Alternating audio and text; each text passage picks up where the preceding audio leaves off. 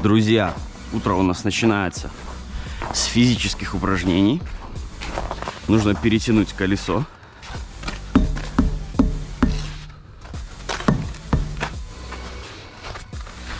И потом залезем в прицеп, посмотрим, что у нас с грузом. Потому что 300 километров вчера я проехал по стиральной доске. И если там все хорошо, значит до самого конца будет уже все хорошо. Значит, в городке я нахожусь. Утхиркдален. Тяжелое такое название какое-то. Ну, вроде бы так.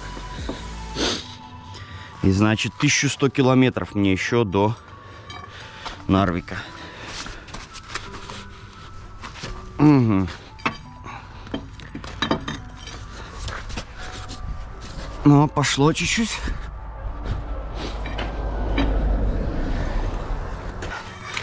Остальные все намертво.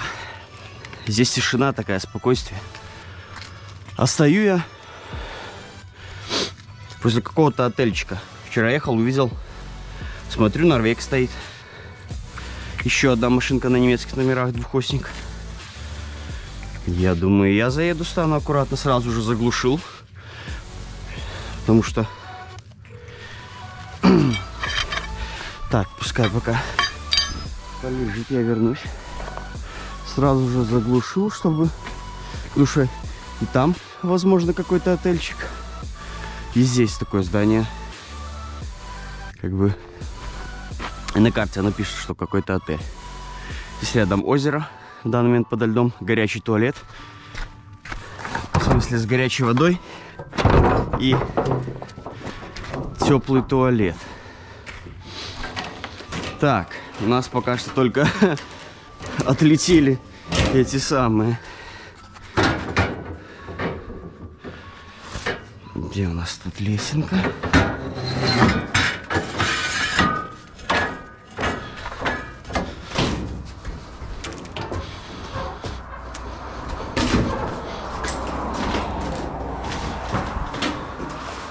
Ремешочек не мешало бы подтянуть. Так, это у нас какие-то обои.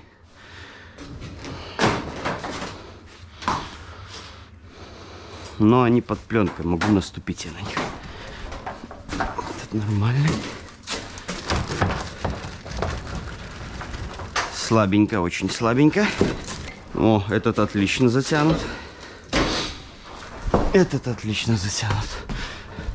Значит, нужно мне передок при открытии подтянуть 3 ремешка. Точнее, один замок вообще поменять. Подложить уголки и подтянуть хорошенько. Очень, потому что слабенько. Даже еще, знаете, что я сделаю? Я кину еще один сейчас здесь ремень. На всякий случай. Зато потом с полной уверенностью буду ехать. Давайте уже до конца обойдем, посмотрим. Запаска на месте. На месте. Значит, ну, запаску я положил точно так же, да? И ремешком ее затянул. Отбойник на месте, все хорошо. Крышка для бака на месте. Никто скрутить не захотел. Здесь и кафешка какая-то есть. Даже, может, фильмы какие-то крутят. Я не знаю, но вот висят, видите, рекламки. Что у нас с ценами на билет? 8-10 крон. Детские по 8 евро. Взрослые по 10 евро. Что ж, интересное место. Интересно, сколько здесь отель стоит. Ну и какой-то дневной ланч здесь также есть. Тишина, спокойствие, хорошо. Суббота. У нас уже почти 9 утра, пока я затянул колеса и затянул ремни. Перетянул, точнее. И вот туалет обычный под трафик Веркет. Это транспортные службы Швеции, как в Норвегии, в Эгвесен. И даже не стыдно показать здесь туалеты. Они старые, но в них чистота, порядок. Свет нужно включать самому. Ну, о. Все, умывальник. Нету только, конечно, бумажных полотенец, но в таких местах их и не бывает. Все, туалетная бумага. Тепленько, хорошо. Вот так, друзья, ладно, скоро выдвигаемся. Утерхогдаль называется городок. А мне тем временем нужно слегонца перекусить. Вчерашний день, а для вас последнее видео, я получил такой урок, что, оказывается, колеса прицепа нужно смотреть не только снаружи, но и с обратной стороны. Да, тем более прицепы, которые стояли долго. Там, в общем, на каждом колесе по маленькой микротрещине, ну не микротрещине, а сантиметровых таких трещинах присутствует. Но вот в Норвегии, видите, дали приговор только на третью ось. Именно что ее обязательно поменять. Вот, и уже это они мне устно сказали, что только одно колесо левое. Только одно левое колесо. Но это, то есть, они бы это никак не проверяли. Вот, ну и как видите, я выехал спокойно. Там на границе меня никто ничего не задерживал, не спрашивал. Это так. У них принято. Тут в городе даже эхо. Настолько здесь тишина такая. То есть на доверии, да. Все, вот тебе поменять, как бы, установки. А выполнишь ты их и не выполнишь. Вдруг, например, просто, если бы меня взял контроль до выезда из Норвегии, и посмотрели бы, сказали: о, а ты ж колесо так-то не поменял. Вот. И я бы уже был у них в таком хорошем, красном или черном списке. И меня бы трясли просто каждый раз за все подряд. Вот. Ну а так, как бы я, да, поменял колесо. Поставил запаску. Не совсем то, что они, конечно, хотели, но все же у меня теперь целое колесо. Правильно? Правильно. Вот так. Значит, будет у меня чай. И в прошлом видео я вам показывал какие-то круглые штучки. Значит, про них я добавлю тоже немножко, что срок годности у них также ограничен, очень маленький. Там на 10 дней только дается их употребить. И пахнут они картофелем. Вот, я не знаю, что это такое. Я нигде раньше, то есть вот подобного вот сочетания вкуса как бы нигде мне никогда не попадалось. И вот сейчас я забыл посмотреть, есть ли там рекомендации по поводу, нужно ли разогревать их или нет.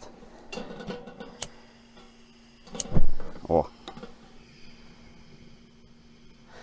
Цена варьируется в разных магазинах. В Норвегии время 1000 я покупал за 1,5 евро. Эти конкретно я купил за 2 с чем-то. Нет, здесь, ну, вроде бы как не написано, нужно попробовать через переводчик. Обычно, то есть, ну, рисунок рисуется, сковородка какая-нибудь или микроволновка. Но здесь ничего нету. Значит, сейчас дальше доехать до Астерсунда в магазин. Покажу вам, где заезд на магазин. Там магазин и алкогольный есть.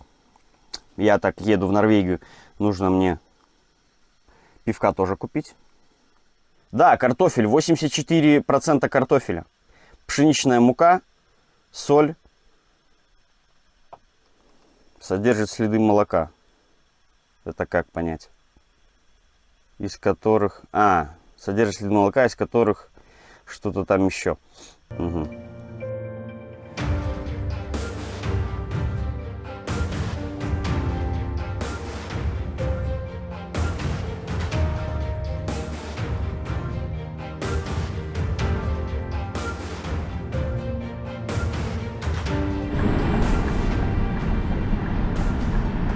Швейцарские номера.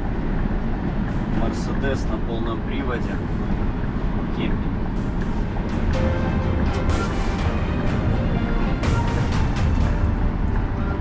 Погодка немножко начинает ухудшаться. Начинает местами местит. Ну и небо немного затянуто. 0 градусов.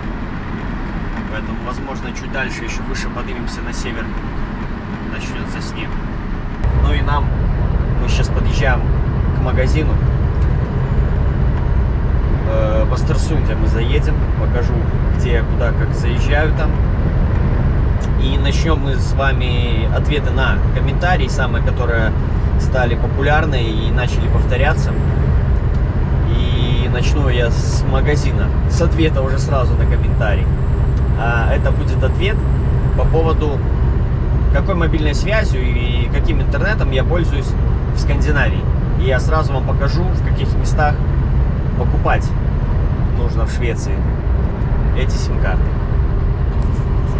Здесь у нас получается кольцо с развязкой на 14-ю дорогу, которая ведет либо в Транхейм, либо в Сунdsvall. И мы немножко по ней проезжаем тут пару километров и обратно же выезжаем на 45-ю. А у нас раритетный Mercedes 200-й. У нас в Беларуси последние, кто на таких ездили, это были цыгане. Я не знаю, откуда у них были эти Мерседесы и почему именно они. Ну, видимо, надежная машина, в нее можно загружать все, что хочешь и сколько хочешь, и она все равно продолжит ехать. Я думаю, так. Но на этом едут примерно, я так по силуэтам вижу, иногда головы поворачиваются, дедуля с бабулей древние. Ну и, наверное, Мерседес этот покупался в свои времена новый в салоне, и вот он до сих пор ездит. Здесь на самом деле много таких машин. Ну, конечно же, в большинстве случаев это америкосы у нас будут какие-нибудь. Старые, получается, как ретро уже мобили. Ну и вот встречаются, да, Вольвы древние. Потому что, ну, Швеция, сами понимаете, почему Вольво. Саабы, которых у нас уже на дорогах давным-давно нету, а которых даже никогда и не было. Ну и многие другие.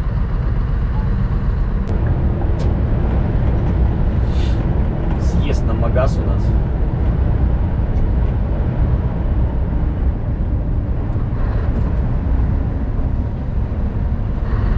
А наш съезд будет чуть-чуть дальше уже потом, на 45-ю дорогу. Вон Ковритель едет, может тоже на магаз.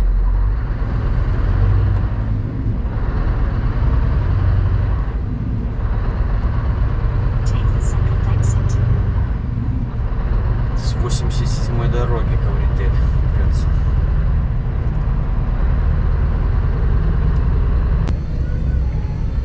Солнечная, да, погодка, конечно, приятная.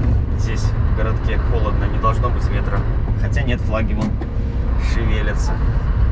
И главное, чтобы было место там, где я обычно паркуюсь.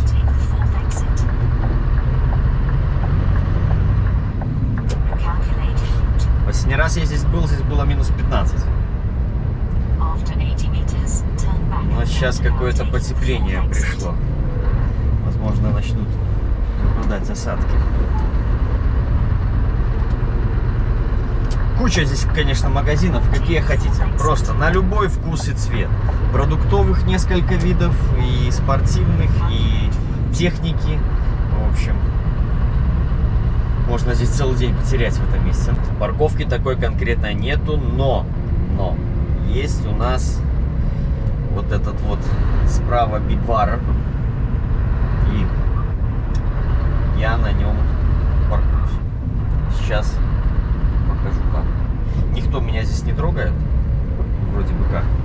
Ну понятно, если вы сюда припретесь пару машинами или там на сутки какие-то встанете, то, конечно, у вас спросят.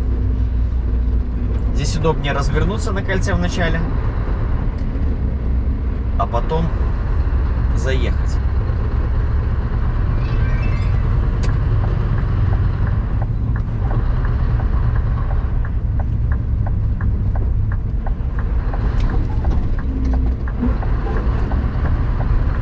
Вот здесь, на этой горочке, вдоль магазина, я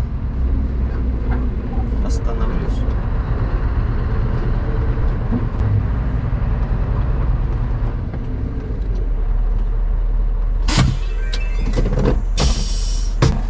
Вот и все. Ну что, пойдем в разведку по магазинам. И все, мы стоим, никому не мешаем. Въезды никакие не закрываем. Знаков запрещающих нету. Поэтому стоять можно смело. Ну, конечно, не на большое время, я говорю. То есть вот я сейчас пойду там на полчасика, на часик похожу. Посмотрю что-нибудь и вернусь. Значит, в первую очередь мне нужен Systembolaget, купить пиво. Потому что неизвестно, на сколько дней я зависну потом в Норвегии. И в продуктовый магазин. В нашем случае у нас будет Ика. И что-нибудь там подзакупиться продуктами.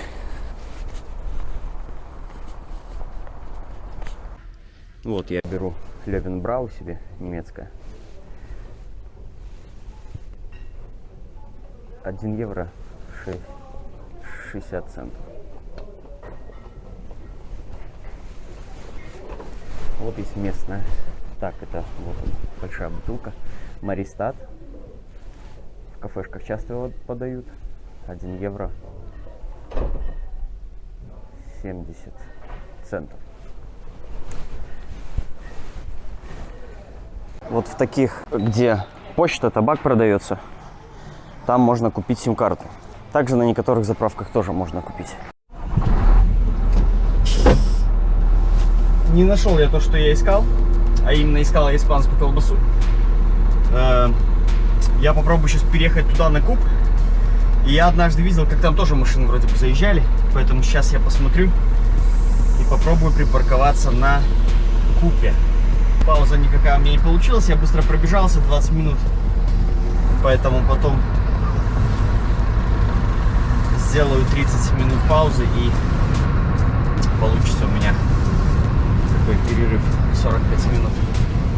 15 плюс 30. Ой, да, поворотник включен.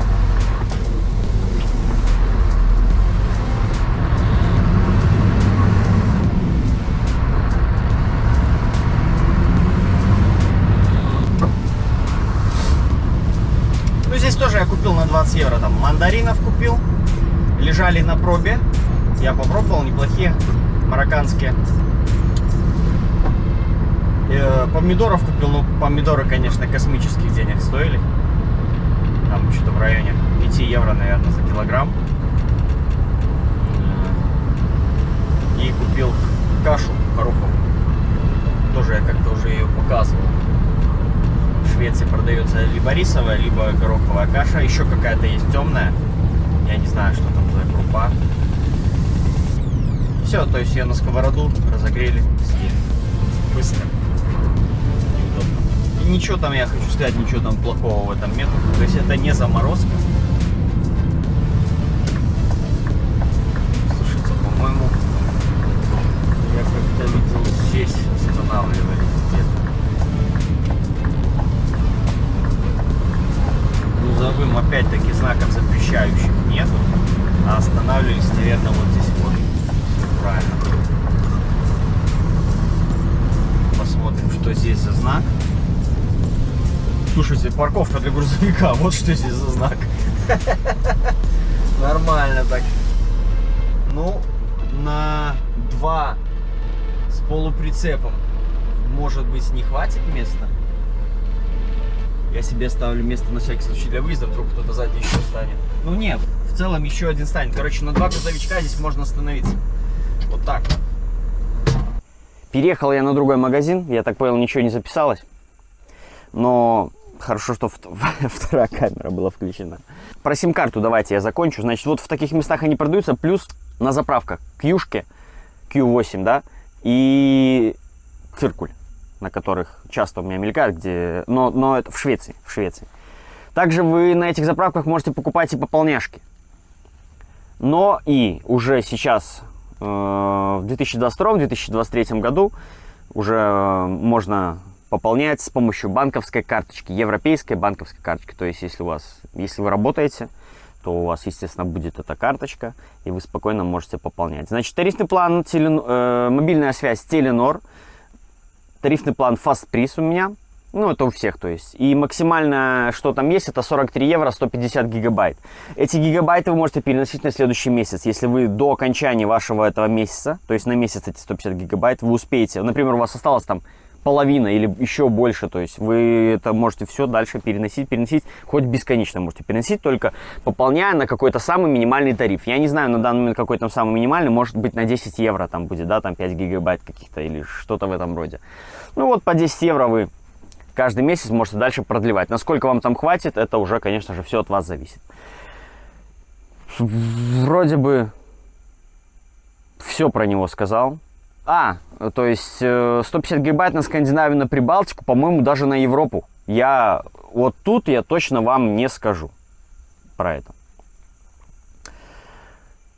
Но там еще тоже, по-моему, да, на Европу можно было, но какие-то там вводились ограничения, что если вы там сколько-то не въезжаете в Швецию обратно, то у вас, короче, там не будет она работать. Ну, с Теленором все понятно, шведским. Вторая альтернатива есть финская Элиза. Там безлимит, но безлимит, который мне не подходит, потому что 50 гигабайт вы используете на высокой скорости, после использования 50 гигабайт у вас скорость падает. Если у вас ноутбук, то вы на нем смотреть ничего не сможете. Ну, где-то сможете, может, в таком не очень хорошем качестве. Загружать какие-то, я про какие-то видео вообще молчу, то есть там это нереально, то есть он конкретно мне не подходит. У меня также есть финская сим-карта, финский номер. Я периодически ее пополняю, чтобы у меня просто была. Чтобы ее не терять. Зачем мне ее терять? У меня тоже где-то какие-то аккаунты на ней есть, на этом финском номере. Потому что финская эта Элиза, я пользовался ей до того, как начал снимать YouTube. Вот. Потом я понял, что мне его не хватает. Ну, вот в целом, если вы работаете здесь, то Теленора вам вот так вот хватит.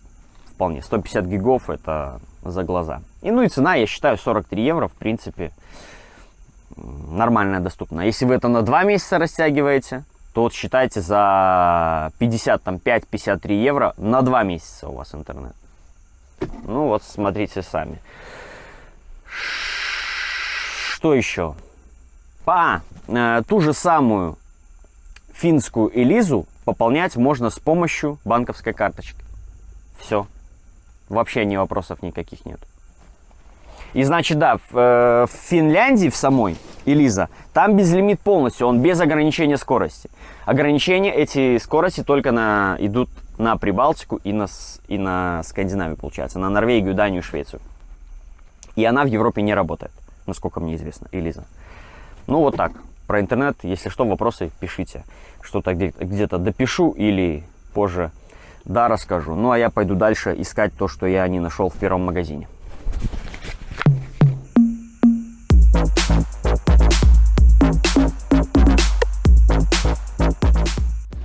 Вот все, что я из испанского нашел. Хамон. 90 евро за ногу. Ну, такую я не осилю. Да, хорошее местечко.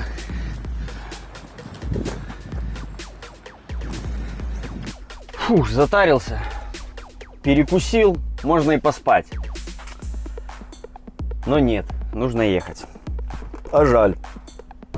Значит, вторая часть вопроса. Есть ли сейчас какие-нибудь ограничения по поводу вывоза наличности из Европы? А также есть ли информация, какие банковские карты белорусских банков нормально работают в Европе и Скандинавии? Значит, по поводу банковских карт, которые работают в Европе и Скандинавии, именно белорусские, то я думаю, те банки, которые не попали под санкции, то есть у которых по-прежнему работает, как это называется, эта система международная, это с головы вылетело. От чего нас там грозились отключить полностью? Вот реально не могу вспомнить. Короче, банки, которые не под санкциями, чисто теоретически карточки должны работать. Я сам не знаю. И так как человек, который писал, едет в Крейс работать, там тебе сделают потом латвийскую карточку. Поэтому тебе не нужно будет белорусской нигде рассчитываться. Но опять-таки говорю, что чисто теоретически те банки не под санкциями, карточки должны работать. Белорусских банков. Знаю на 100%, что российские карточки не работают, так как и все европейские карточки не работают в России. А европейские карточки в Беларуси тоже, если, например, вот в магазинах где-то рассчитываетесь, и терминал под банком, который под санкциями, то ваша карточка европейская там не сработает. Поэтому где-то работают, где-то не работают. Вот, ну, как-то так. По поводу наличности из Европы, ничего нового не появилось за прошедший год, да? И я на протяжении вот 2022, как выезжал из Европы, меня никто никогда не спрашивал, сколько я везу денег. Естественно, там суммы не будут вывозиться там десятки, 20 тысяч там евро. Суммы будут там до 5000 евро какие-нибудь, поэтому я думаю, ничего в этом страшного нету, и никому это в данный момент это не интересно. По законам как было, так и остается. 10 тысяч евро можно везти через границу. Вот, то есть успокоились. По поводу вот покупок есть моментик такой, что в Беларусь разрешают везти сейчас товара на 1000 евро.